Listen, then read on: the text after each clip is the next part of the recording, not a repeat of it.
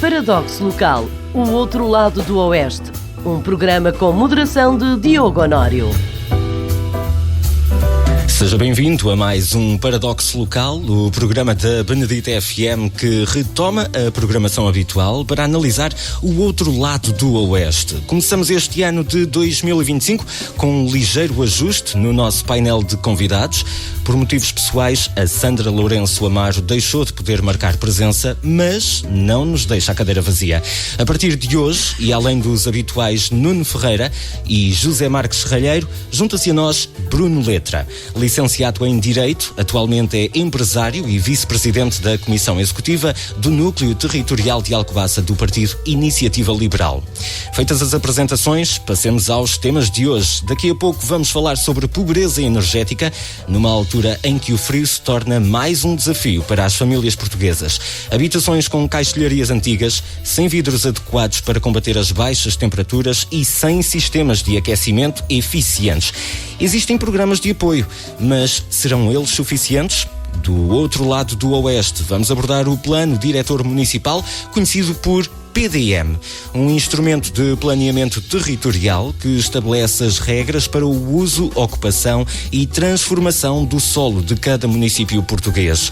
Em Alcobaça, uma nova alteração ao documento esteve sob discussão pública no primeiro semestre de 2024 e o presidente do município, Hermínio Rodrigues, já remeteu uma apreciação da Assembleia Municipal para fevereiro deste novo ano.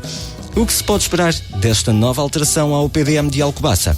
É o que vamos tentar perceber mais logo, porque antes é tempo de passarmos pelo destacável desta semana.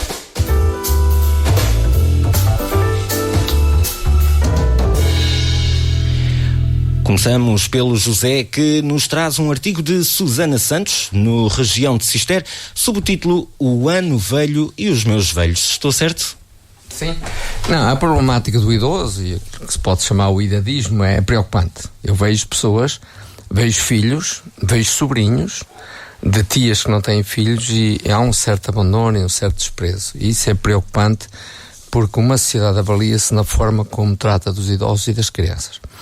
Para além deste artigo da Susana Santos, que também partilham o amor, alguns idosos partilham o amor pelo silêncio e pelos livros, são normalmente muitas vezes bem-humorados e possuem milhões de histórias na cabeça. O que acontece é que a sociedade de consumo, e nomeadamente a que vivemos hoje, considera os idosos um peso social. E a partir daí temos o que temos, ou seja, estamos a atravessar uma geração, já não é ainda, nós pusemos os filhos nas creches e o nosso futuro vamos ser devolvidos a lares. Pronto, eu queria também chamar a atenção que no apoio aos lares, as famílias podiam fazer uma participação. Esta coisa do tudo ou nada, ou metem o idoso a 100% e não têm nada, não prestam nenhum cuidado, a não ser visitas, podiam ajudar as famílias, podiam ajudar o idoso através dos netos, através de sobrinhos, hoje ainda temos muita família alargada que tem filhos no lar e podiam então na hora da refeição dar algum carinho e conforto e bem-estar aos idosos. Eu também fui buscar este tema porque o Júlio Isidro faz aqui uma crítica muito severa mesmo em relação aos lares e à forma como são tratados. Os lares é quase um depósito.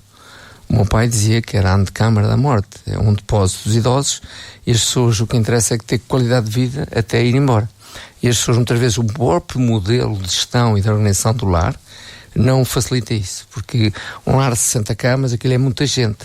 Portanto, eu vejo que algumas unidades já fazem microlares dentro do lar, ou seja, são agregados em 15 pessoas, 3 ou 4 ou 5 ou 6 quartos, agregam essas pessoas e ali fazem um núcleo mais relação afetiva e mais familiar. É essa mensagem que eu gostava de dizer e deixar, e que as pessoas que possam vão dar refeições ao lar, porque é muito importante. O idoso, um neto de 13 anos ou uma neta a dar-lhe refeição, ele come com mais gosto, porque aquilo traz transmissão de carinho e de afeto.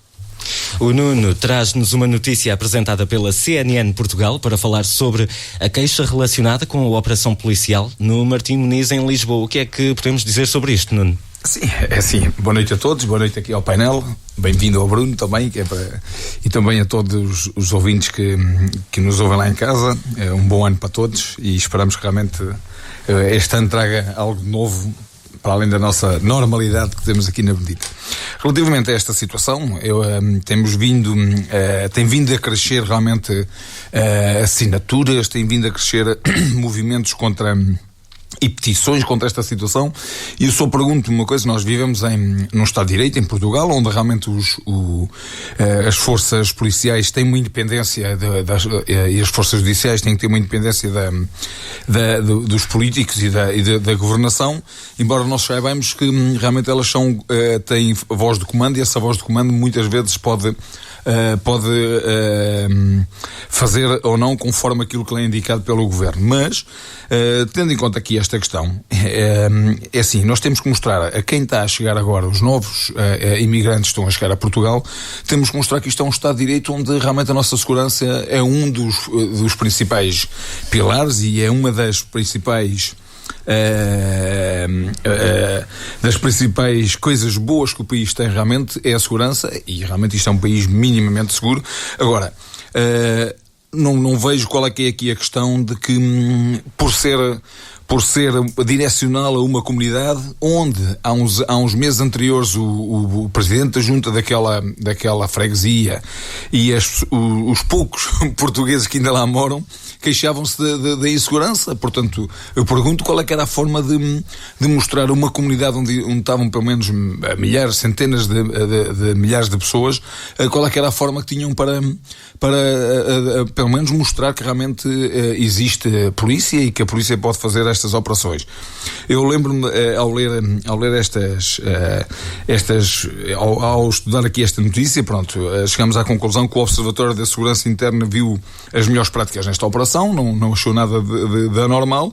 Agora, lembro-me quando antigamente, e estão aqui todos os do painel, lembram-se bem disso, quando a Benedita sofria de problemas de droga, havia rusgas da polícia da GNR que chegava aqui e também não dizia nada a ninguém. Agora, posto isto, essas pessoas que no passado foram alvo deste tipo de forma e de atuação da polícia, vão ficar coagidas, entre aspas, vão pedir uma indemnização ao Estado por ter sido feito. Mas quer dizer, é a forma policial, é a forma que as polícias têm para realmente tentar apanhar as pessoas prevenidas e apanhar algo que esteja ilícito, não é? Agora, se for por aviso, não sei qual é que é a forma que tem para que isso tenha alguma utilidade. Fuçar, o Bruno traz-nos uma notícia do Região de Cister que aborda as eleições do Centro de Educação Especial, Reabilitação e Integração de Alcobaça, vulgo CIRIA. Pergunta então, o que é que está aqui a gerar controvérsia? Bem, antes de mais, dar boa noite a todo o auditório da Benedita FM, agradecer ao Diogo pelo convite, desejar um bom ano para todos e também mandar um grande abraço para a Sandra, que também ajudou no convite e que estou aqui a torcer por ela para que tudo corra para o melhor. Em relação a esta questão do CIRIA, eu antes de falar do CIRIA ainda gostava aqui de dar um toque no tema que o Nuno estava a falar. Por causa desta questão, muitas vezes nós temos que ver, os políticos quando tomam alguma decisão, muitas vezes essas decisões têm atos mais para a frente e vão dar atos na própria população e nos seus próprios funcionários. Quando hoje estamos a questionar toda esta questão da rusga que foi feito, de pôr as mãos nas paredes, hoje havia até quem dissesse é difícil fazer uma rusga ou ver se alguém tem alguma arma com as mãos nos bolsos, por isso é uma coisa normal. E o que acontece muitas vezes ao pormos em causa todo o trabalho policial, porque já foi provado que não houve exageros, os polícias a pouco e pouco o que acontece vai havendo uma desmotivação. Nós sabemos que neste momento Portugal não é um país inseguro, mas se cada vez que a polícia tomar as suas ações for posta em causa e for balizando e for avaliada essas situações, o que vai acabar por acontecer é que as polícias, ou seja, em Portugal vai-se acabar por premiar a inércia em vez de se premiar a ação. E isto, se calhar, podemos ter riscos no futuro de os polícias que deixarem de atuar por causa disto. Era só esta questão. A questão da CIRIA é outra. Eu sou parte interessada, pertencia a uma das listas, era candidato a presidente da Assembleia. Eu vou ser sincero, quem me conhece sabe que eu já passei por muitos atos eleitorais em vários tipos de associações, nunca vi um processo eleitoral como este. É importante dizer aqui o seguinte, houve uma lista que se mobilizou pensando especialmente nos utentes da instituição CIRIA. Eu sei que a Segurança Social usa a terminologia clientes, eu não acho um bocado estranho, acho que até é um bocado desumano, mas houve aqui um conjunto de pessoas que perceberam que havia algo que não estava correto na Síria e mobilizaram-se para fazer uma lista. E em democracia é isto mesmo, ou seja, as pessoas apresentam ideias, apresentam projetos, e em função das ideias e dos projetos, eles são sufragados pelas pessoas, e se a maioria dos sócios achar que uma é melhor que a outra, é assim que deve funcionar. Então aconteceu isto, que é a lista do Pedro Pombo. Logo aí começa a surgir uma questão muito estranha, que é um conjunto de funcionários que começam a dizer que não queriam políticos no Cearia. É verdade, eu pertenço a um partido, estavam pessoas que pertenciam a outros partidos, uns ao PSD, outros ao CDS, ao CDS não, desculpe, ao CDS era na lista que estava lá, mas pertenciam ao PSD, pertenciam ao PS, pertenciam a vários partidos, e o que acontece é, se as pessoas dissessem que não queriam a partidarização do Cearia, eu percebo, se fosse todos vários partidos. Agora, quando há pessoas da sociedade civil que se mobilizam de vários partidos, é porque se calhar há ali alguma coisa comum que os move, e o que aconteceu foi isso. Entretanto, essa lista apresentou uma lista, houve ali uma greve dos funcionários, não deu em nada, o atual presidente disse que não se candidatava se a lista fosse para a frente. Esta lista que apresentou um projeto, entregou a lista, e quando entrega a lista pediu-se a listagem de associados. Teve-se um dia à espera, porque de manhã não tinha. Eu não compreendo como é que uma associação que tem 100 funcionários não consegue ter a lista de sócios atualizada, e disseram-nos só ao final do dia que entregavam. Quando nos entregaram a listagem de sócios, nós levámos a listagem de sócios, e estamos a falar no dia 23 de dezembro, depois foi dia 24, 25, e o processo eleitoral era no dia 27. A 26. 26 ou 27, agora não consigo precisar. Entretanto, quando nos apresentamos lá, vamos ver a listagem, havia mais 100 pessoas que no dia 26 tinham pago as cotas, e então apareceram mais 100 pessoas, ou seja, se a lista inicial tinha 200, passou para 300. Gerou-se ali algum conflito, e nessa situação, o que é que nós optámos por fazer? Dizemos, então vamos fazer 2 urnas para ver se estes votos que foram pagos ontem poderão ser válidos ou não, porque isto é alterar as regras do jogo a meio do jogo e não faz sentido. Quando se vai abrir as urnas, eu é que estava na mesa, por isso eu pertencia ao grupo, porque foi indicado uma pessoa de uma mesa, outra de outra, e quando começamos a abrir os votos, a lista do Pedro Pombo, que era a lista que eu pertencia, teve 104 votos, a lista atual teve 102, e a outra urna tinha 68 votos, um nulo, e os outros todos para a mesma lista, para a lista B. O que é estranho, não é? Toda a gente foi pagar e votou toda a gente na mesma pessoa. Com toda esta situação, criou-se ali alguma exaltação. Durante o processo também houve coisas muito estranhas, desde pessoas a votar por aquilo dá para votar em nome de outra pessoa, pessoas a votar em nome de pessoas que já tinham votado naquele dia, grandes confusões, e quando chegamos ao final, criou-se ali uma questão de impasse. Eu não me vou alongar mais, tenho pena que isto esteja a acontecer, especialmente para os utentes. E sem mais demoras, destacados os temas desta semana, é isso que chega à altura de prestarmos o nosso serviço público.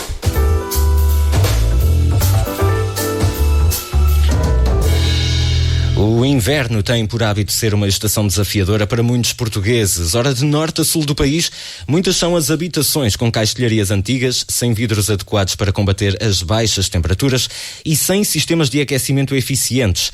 A Estratégia Nacional de Longo Prazo para o Combate à Pobreza Energética 2023-2050 estimava que em Portugal existissem mais de 609 mil pessoas numa situação de pobreza energética severa.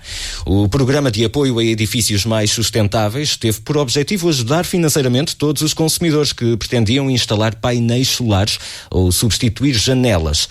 Mas apesar de terem sido registadas mais de 78 mil candidaturas, o Jornal Expresso noticiava no final de 2024 que quase 7 mil delas teriam sido anuladas ou consideradas não elegíveis, ao passo que a DEC Proteste alertava para que cerca de 90% das candidaturas submetidas ainda estariam por pagar. Nesse mesmo mês, a Benedita FM dava conta de que a Ministra do Ambiente e Energia iria congelar este apoio, porque o Fundo Ambiental era considerado complexo. Agora, será a partir do programa ELAR, centrado na eficiência energética e na aquisição de equipamentos eficientes, comerciantes que o governo pretende apoiar as famílias mais desfavorecidas. E isto significa que, de fora, vão ficar todos os outros consumidores que não estão na lista das famílias carenciadas, mas que também não têm altos rendimentos. Nota ainda que, no relatório sobre o Estado da União da Energia, publicado em setembro do ano passado, a Comissão Europeia apontou Portugal como tendo sido o Estado-membro que, em 2023, registou a maior percentagem de pobreza energética, a par com Espanha. Nuno, comece por si e pergunto-lhe: as autarquias devem adotar soluções para as suas regiões ou esta preocupação deve ser apenas uma preocupação do Governo Central? É assim, Diogo, nós já falamos aqui várias vezes sobre uma das causas, ou o que é que origina realmente aqui esta pobreza energética. Realmente a construção, ou o tipo de construção de casas muito antigas originam isto, mas aquilo que origina realmente e que está na base desta pobreza energética tem a ver com o elevado custo da energia elétrica que nós temos em Portugal, ou seja, não só da energia elétrica, mas também de tudo o que é energia em Portugal é bastante cara, os combustíveis, a energia elétrica e outros. E aquilo que eu já disse várias vezes é que se o preço da eletricidade baixar, qualquer pessoa com um radiador ou com equipamento elétrico em casa, a condição dela melhora drasticamente. Agora, a energia tem que ser um bocado mais barata. E nós vemos os nossos parques eólicos que durante o dia são desligados porque não podem ser, porque está a haver excedente de energia, e eles desligam para manter o preço da energia em alta. E é isto que está a acontecer, e nós vemos neste momento Portugal está a ser pintado com os novos parques fotovoltaicos, onde realmente estamos a ficar, porque Portugal, e nesse aspecto temos que realçar, é dos países que tem maior nível de não é de sobrevivência, tem maior nível de capacidade ou seja, mais de 90% da nossa energia consumida já é energia renovável. Aliás, até há estudos que diz que o Portugal teve, por exemplo, mais de metade do ano só a trabalhar com energia renovável. Portanto, é algo que nós demos um passo em frente. Agora, o que não pode acontecer é haver uma grande percentagem dessa tal energia renovável dos grandes parques eólicos, dos grandes parques fotovoltaicos, e nós continuamos a pagar energia muito mais cara relativamente ao resto da Europa. Quanto à ao parque habitacional, lá está, não foi preparado, não tem sido preparado, embora haja estes incentivos, mas estes incentivos não vão digamos, melhorar, porque realmente as janelas e os revestimentos faz com que realmente a energia fique mais dentro de casa. Mas volto a dizer que qualquer pessoa com um radiador elétrico ou com qualquer equipamento elétrico consegue ter aquecimento em casa, desde que a energia seja mais acessível. E aquilo que nós vemos atualmente é que todas as casas em Portugal têm todas um fogão de sala, e há um desincentivo à utilização de equipamentos elétricos, há um incentivo de utilização aos fogões de sala na queima do dióxido de carbono e portanto, a nível ambiental, isto aqui há um contrassenso brutal, e continuamos anos após anos nessa condição. E isso realmente continua, porque aquilo que nós estamos a ver realmente é a implementação de grandes parques fotovoltaicos que só trabalham com o sol.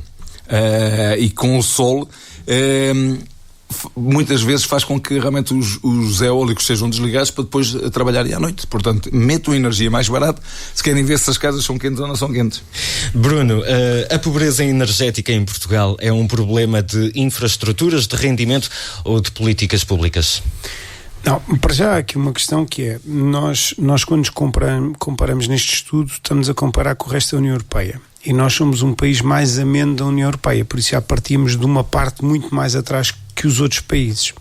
E os outros países que adotaram ao longo dos anos na questão energética e na questão do aquecimento e do conforto das casas, um processo diferente dos nossos. Por exemplo, eu posso dizer que, por exemplo, na Alemanha o aquecimento é pago através do condomínio e são aquecidas as escadas, todas as áreas comuns, e as pessoas pagam aquecimento ao condomínio e o aquecimento é logo estruturado desde o início com os edifícios. Nós nunca tivemos essa necessidade, por sermos um país mais ameno, e hoje em dia, quando chegamos a estes estudos, acabamos por perceber que estamos muito mais atrás, porque é importante perceber a pobreza energética relativamente à qualidade das casas e depois comparar com a questão da sustentabilidade e da energia renovável, que nesse aspecto Portugal até está bastante à frente. Também fruto do país que temos com as condições que temos para isso. Nós temos uma boa, por exemplo, a nível da energia solar, temos uma boa capacidade de implementação. Temos aqui alguns picos de energia muito grandes durante o dia, que já conseguimos quase a sustentabilidade através da energia renovável.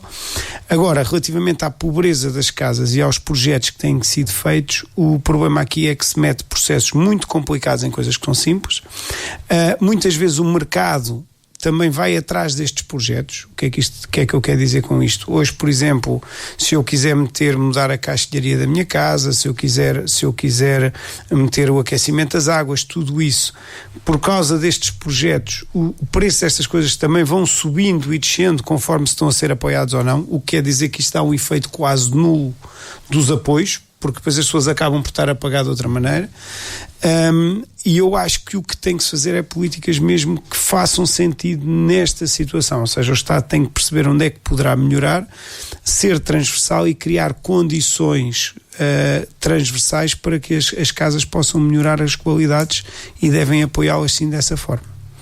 José, a pobreza energética, esta pobreza pode ter aqui algum impacto no desempenho escolar das crianças e na produtividade dos adultos, depois no dia-a-dia? Eu não sei se as escolas, há queixas, as escolas não são bem aquecidas, mas eu penso que em Portugal isto é o problema, é a base, vai para o mesmo, quer dizer, eu não sei se ainda hoje o regulamento de edificação urbana são exigíveis materiais para efeitos de serem poupadores de energia em relação ao futuro. Não sei, eu vejo tijolos, vejo não sei quê, não sei se há isolamento de paredes, etc. Agora, o que acontece é que nós temos, por isso mesmo que o Bruno estava a dizer, por sermos um país mais ameno, desvalorizamos a climatização das casas, o isolamento das habitações. Eu vejo a minha, não tem nada disso. Uma parte que eu fiz mais tarde já tenho isolamento nas paredes, não é? Portanto, há 40 anos, há 50 anos, ninguém falava nisso. Era fazer tijolo atrás de tijolo, com uma parede dupla e tal, e fazer. Agora, isso depois também joga que as pessoas também têm menos rendimentos. Temos tudo mal, quer dizer, temos necessidades energéticas na casa, temos fugas de calor, por leixanelas, pela parte da falta de isolamento da casa.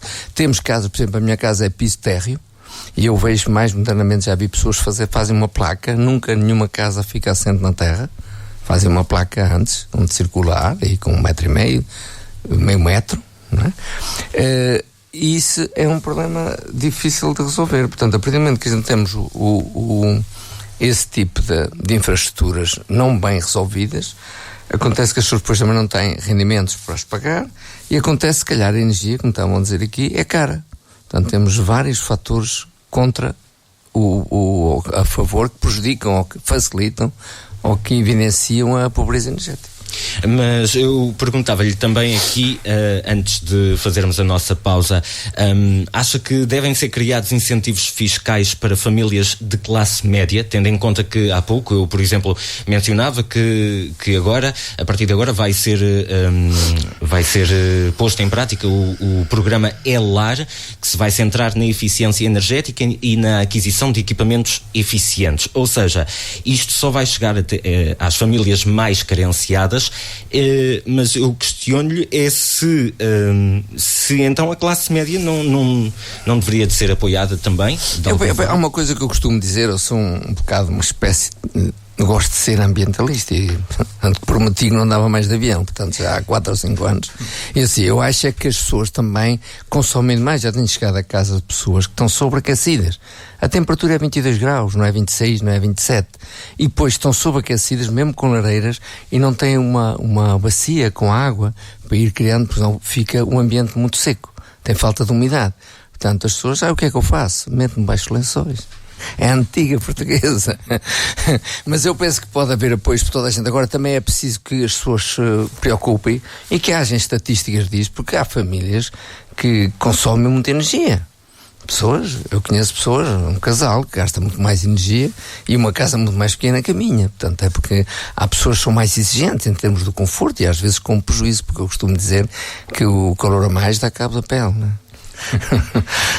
Assim, olha, eu sou do tempo em que cada vez que a professora, nos dias de frio, a professora na escola primária trazia lá um aquecedor, e esse aquecedor ficava na escola e realmente aquilo dava conforto e dava temperatura.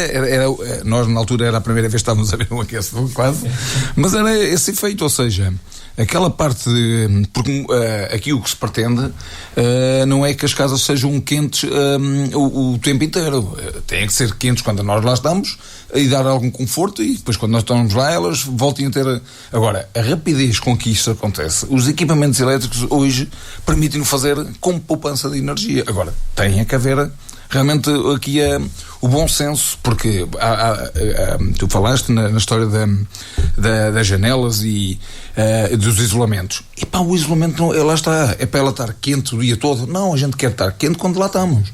E a gente passa mais de metade do tempo fora de casa.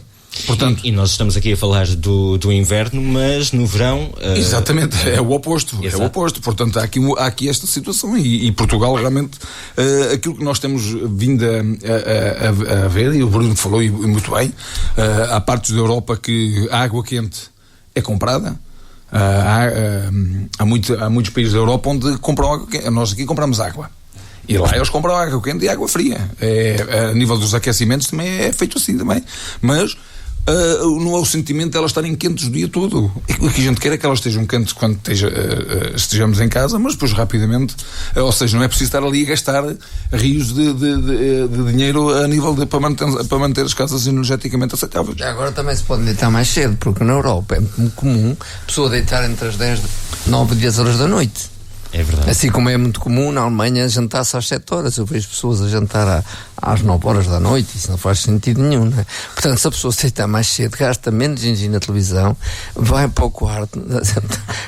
Não, as pessoas têm que perceber, têm que haver. Eu acho, realmente, as alterações climáticas, essa conversa toda, isto não vai lá sem as pessoas mudarem de atitude e tentarem consumir menos.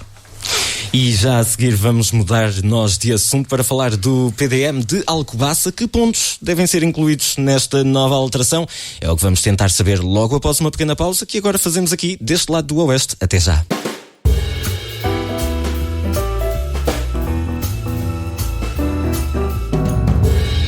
Estamos de volta para a última parte deste paradoxo local. O Plano Diretor Municipal, conhecido por PDM, é um instrumento que estabelece regras e diretrizes para a utilização, ocupação e transformação do solo de cada município português.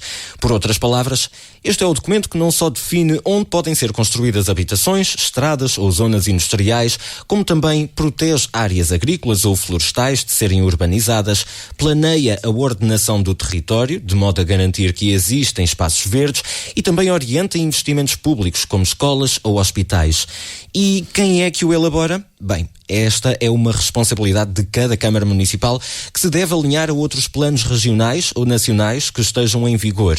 A população também é chamada a intervir através da discussão pública e a sua aprovação é votada em Assembleia Municipal. No Concelho de Alcobaça, o PDM em vigor foi aprovado a 11 de outubro de 1996 e desde então já foram realizadas 3 alterações. A quarta esteve em discussão pública durante maio de 2024 e em declarações à Benedita FM, o presidente do município, Hermínio Rodrigues, disse que foram submetidas 2.500 participações, das quais mais de 50% estão aprovadas pela CCDR e pela Agência Portuguesa do Ambiente.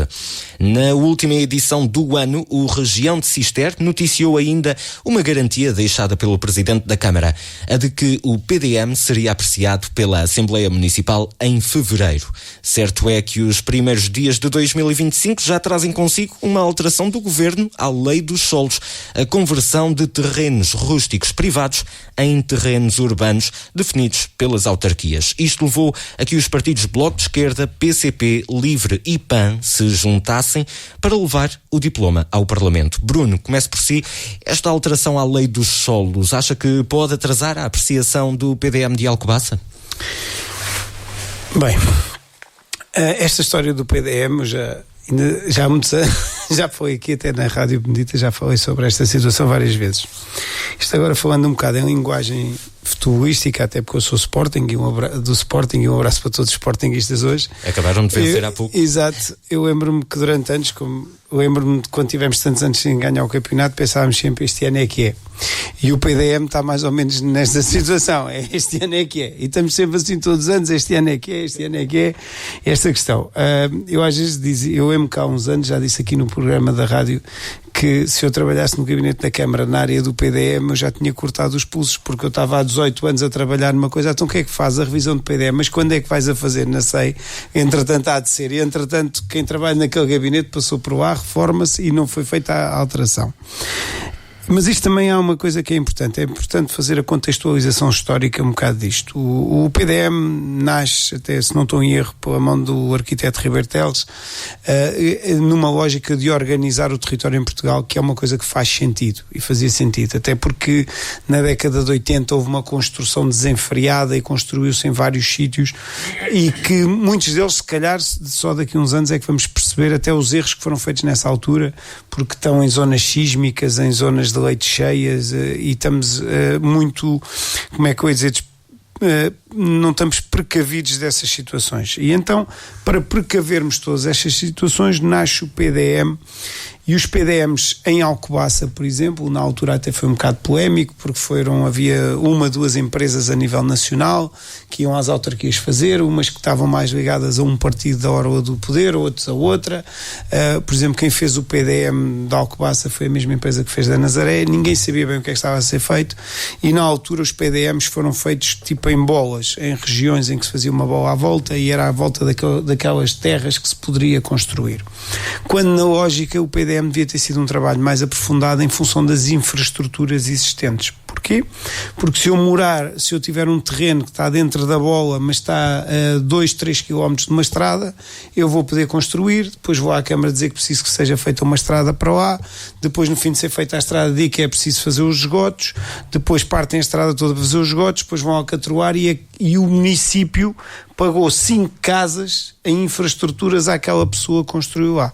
Por isso a lógica que deveria ter sido usada logo desde o início era em função das infraestruturas ser desenvolvido o PDM.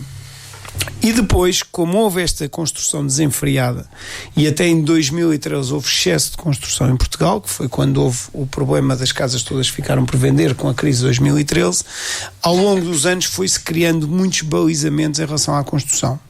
E criou-se tantas dificuldades, que hoje estamos num processo completamente inverso, que agora a falta de habitação, o custo da construção é muito caro, e agora o que existe é falta de casas para as pessoas. Ou seja, nós em Portugal temos muita tendência para ir de um exagero para o outro, e depois muitas vezes os políticos percebem tarde demais tudo. Ou seja, percebeu-se tarde demais quando se estava a construir muito, e agora está-se a perceber tarde demais que há falta desta questão.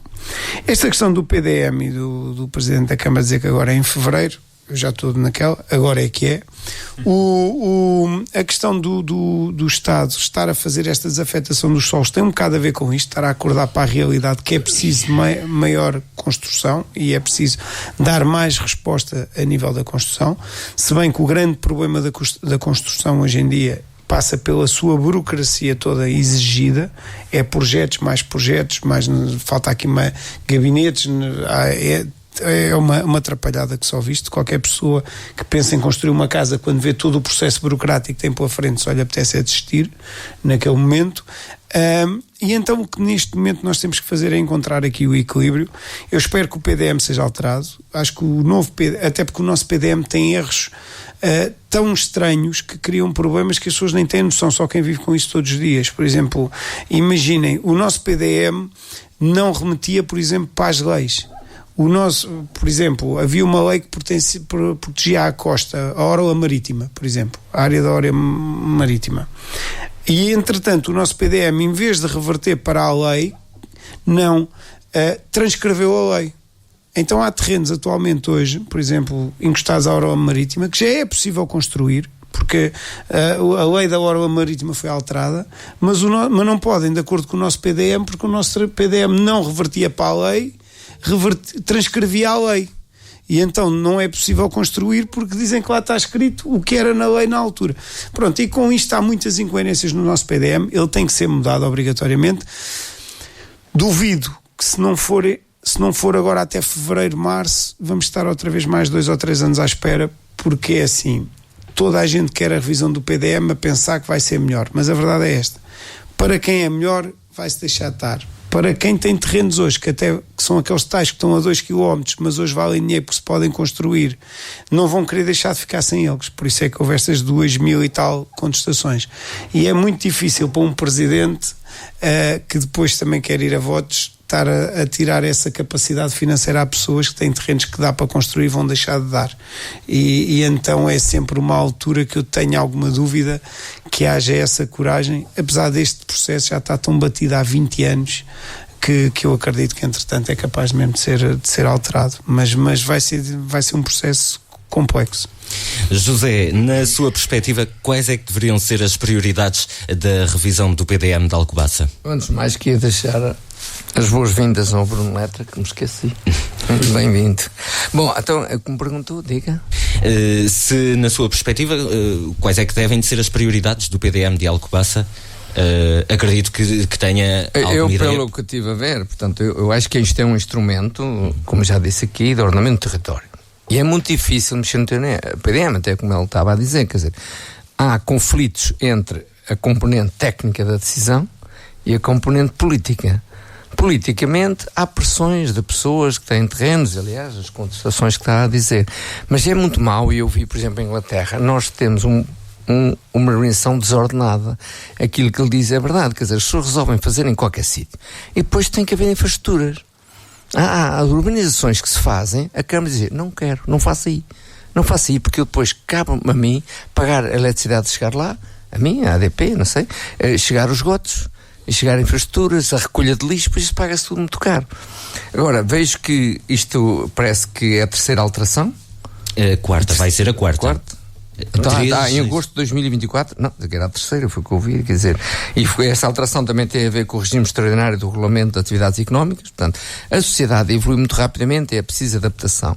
Esta história de haver falta de habitação e o excesso de habitação custa a imaginar, ou seja, se planeias falhas, podes falhar, se não planeias já falhaste.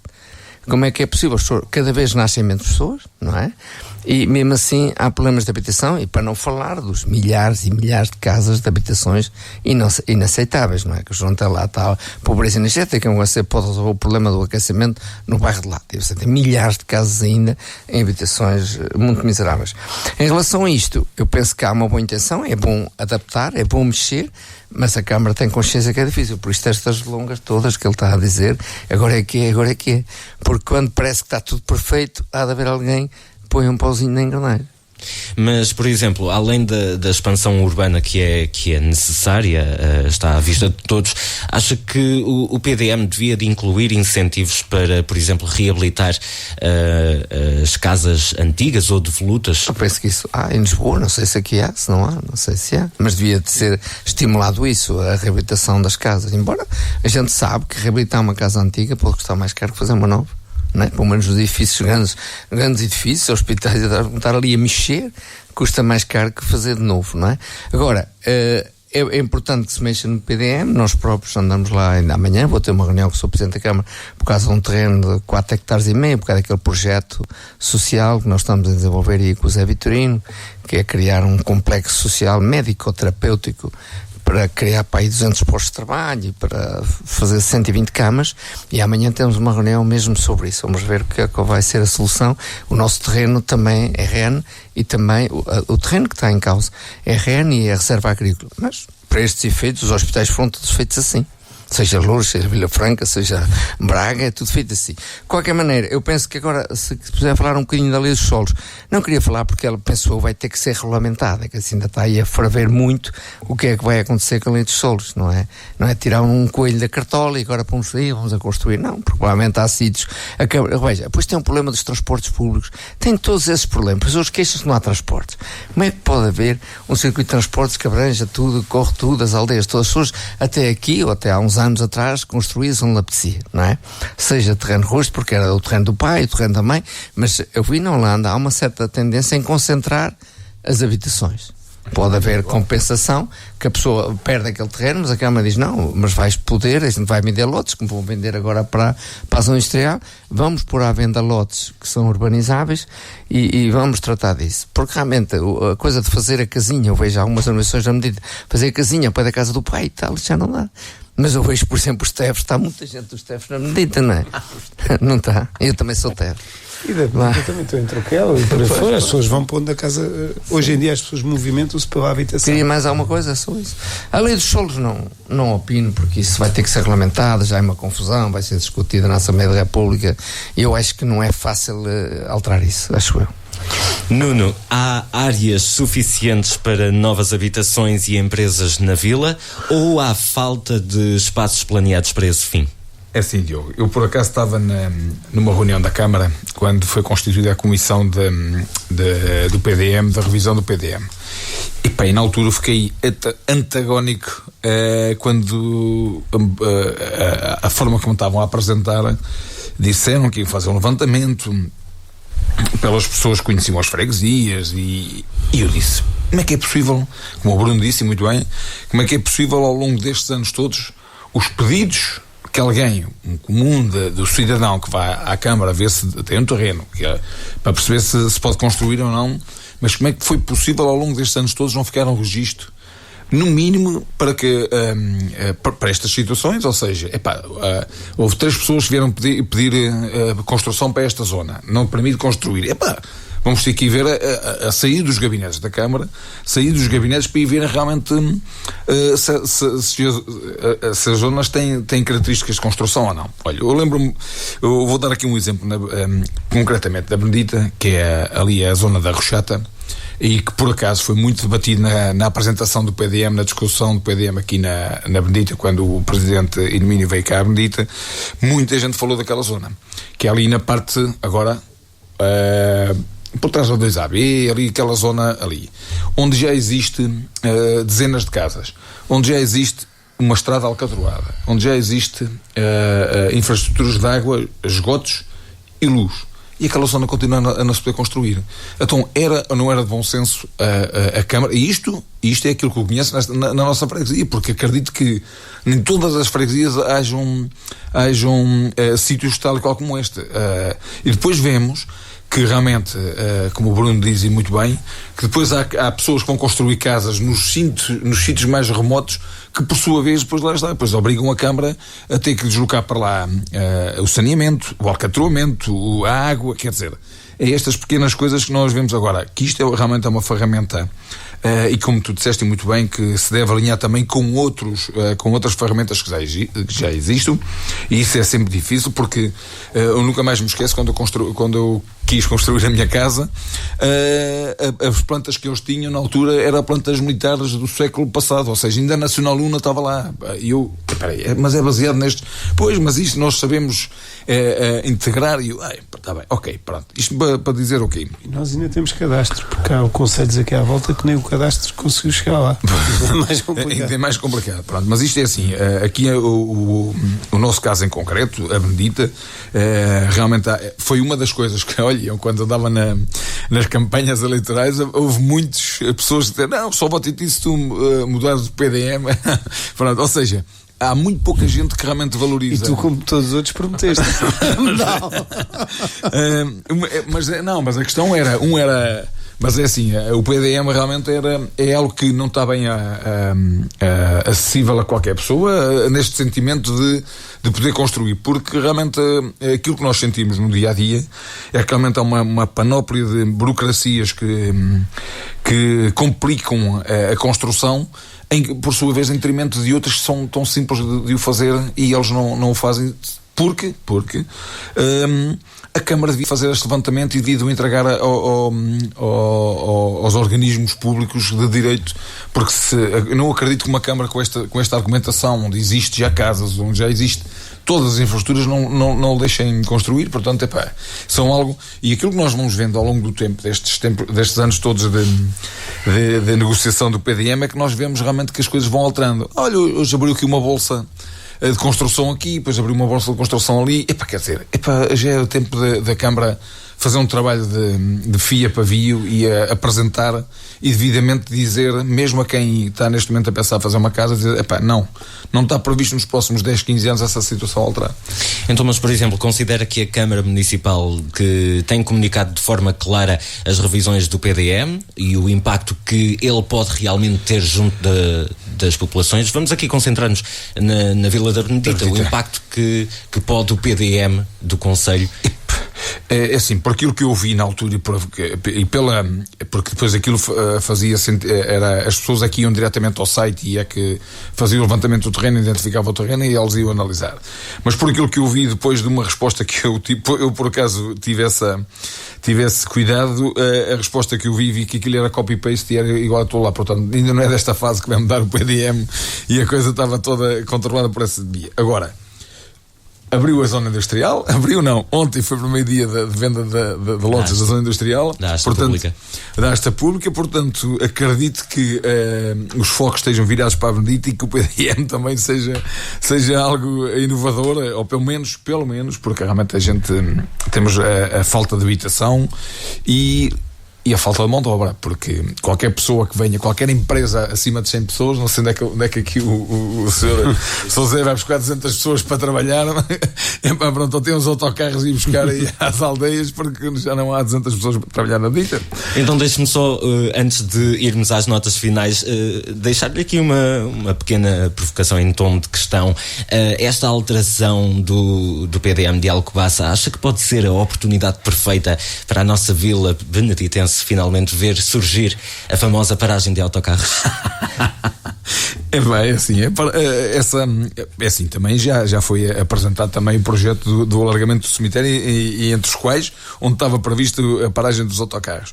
Mas eu continuo a dizer que realmente estamos a perder a oportunidade, porque as pessoas estão aqui a chegar, os imigrantes estão aqui a chegar, a força de trabalho está aqui a chegar, vem de países onde realmente já existia transportes públicos e nós, para além de não oferecer essa solução, eles já estão a arranjar outras soluções, que é as trotinetes elétricas, as motoretas elétricas, portanto, mais uma vez, uma oportunidade passada que as pessoas não queriam incentivo a andar em transportes públicos. Então já estamos mesmo aqui a esgotar o nosso tempo. Agora, em relação aos postos de trabalho, o projeto tem 40% de técnicos especializados aí pronto, isso aí atrai. Vai ser técnicos de reabilitação, vai ter colaboração de neurologistas, médicos, não sei o quê. 40% vai ser mão de obra especializada.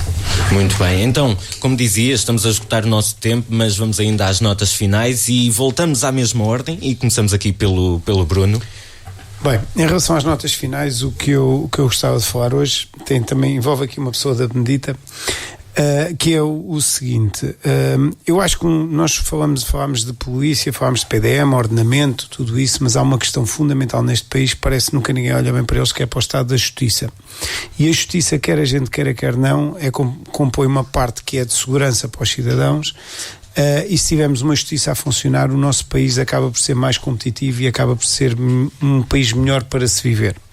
Então, no âmbito da justiça, como é de conhecimento de muitos, nós temos um presidente da Junta Beneditense, que é o David Amado, que entretanto teve um processo e é arguido num processo que liga a Santa Casa da Misericórdia e outras pessoas de outros partidos.